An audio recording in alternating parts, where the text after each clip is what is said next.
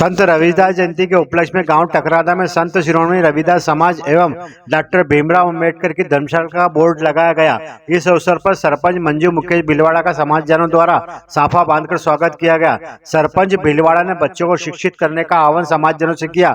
इस अवसर भीम आर्मी आजाद पार्टी के राकेश राठौर, ओंकारलाल खरचोटिया, बीरेन्द्र चौहान, सुरेश चौहान, ग्रामीण नारायण वाघेला, मदन लाल रायकवार, मोहनलाल रायकवार, जगदीश वाघेला, रामलाल चौहान, प्रकाश वाघेला, गोवर्धन चौहान, प्रभुलाल परिहार, कैलाश रायकवार, बाबूलाल चौहान, संकस रायकवार, राधेश्याम चौहान, धन्यलाल रायकवार, कैलाश रायकवार, गोवर्धन रायकवार, रामलाल रायकवार, सीताराम वाघेला, भेरूलाल परमार, राधेश्याम रायकवार, राकेश वाघेला, हिम्मत वाघेला, राहुल वाघेला, संजय वाघेला, गोपाल रायकवार, रोहित वाघेला आदि मौजूद रहे।